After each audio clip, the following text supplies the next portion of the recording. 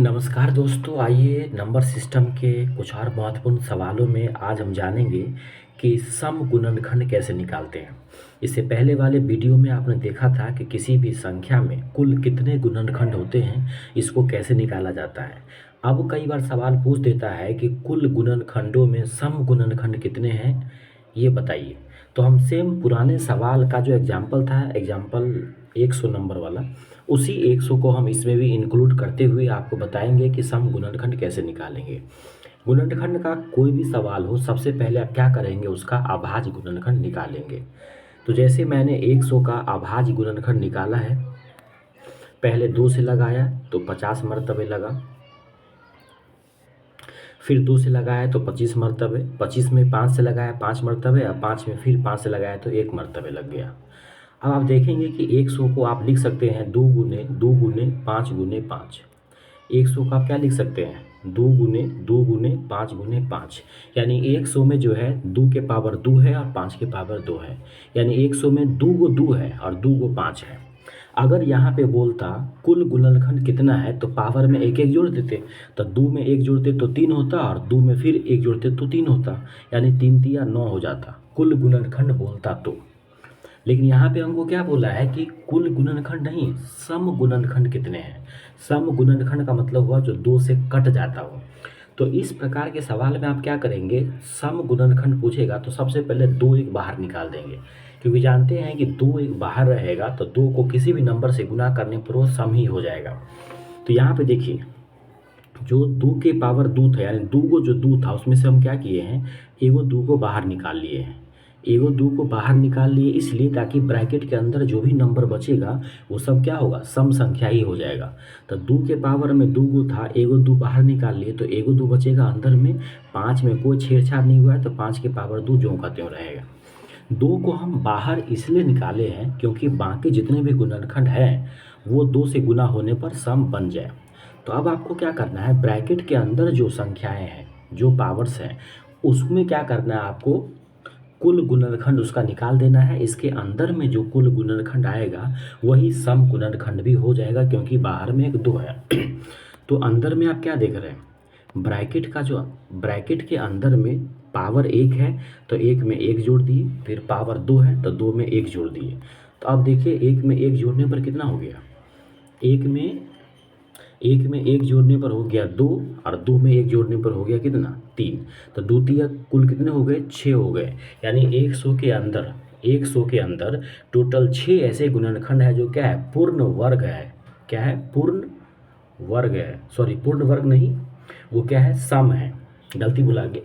100 के अंदर 6 ऐसे संख्याएं हैं जो क्या है, सम है। सम है बोले तो 2 से कटने वाला है। अब यहाँ पे इसको चाहे तो आप एक और तरीका से बना सकते हैं कि सवाल था कि 100 में कुल कितने ऐसे गुणनखंड हैं जो 2 से कटने वाले हैं, सम है।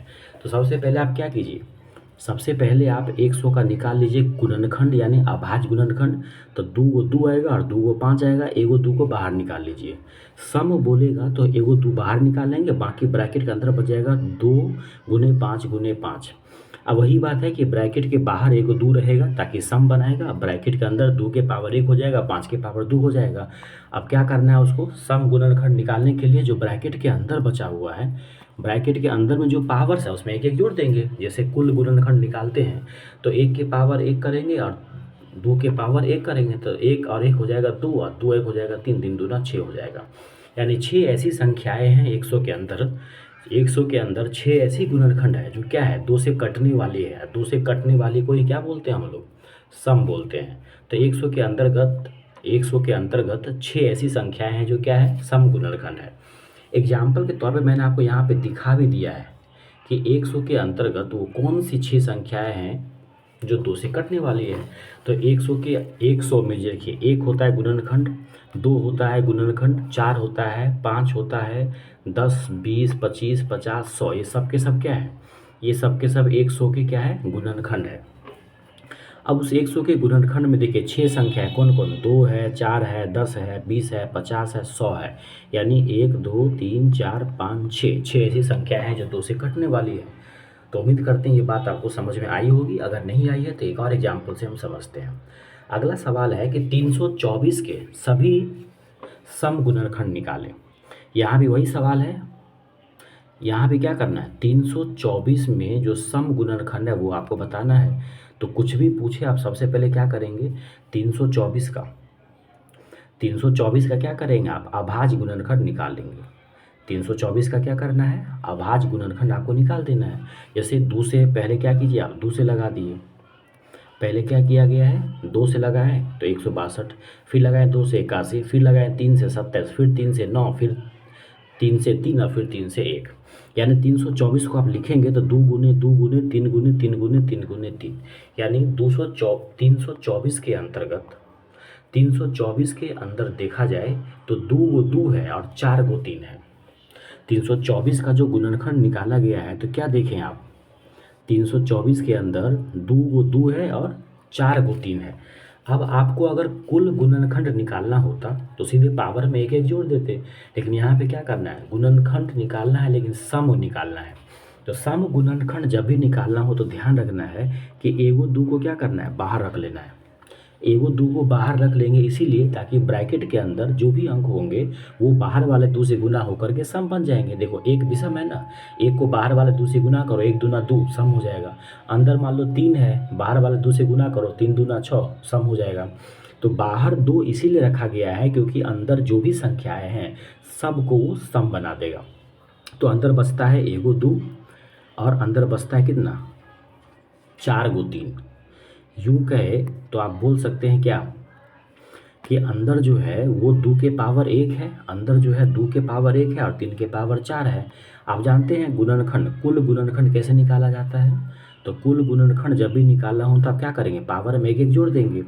तो जो ब्रैकेट के अंदर जो चीज़ें दिख रही हैं इसका अगर आप कुल गुणनखंड निकालेंगे तो पावर में एक जोड़ेंगे तो 1 के पावर में 1, पावर में 1 जोड़ेंगे तो 4 के पावर में 1, तो 1 के पावर 1 2, 4 के मतलब 1 में 1 जोड़ेंगे तो 2 और 4 में 1 जोड़ेंगे तो 5, 2 पंचे 10 हो जाएगा।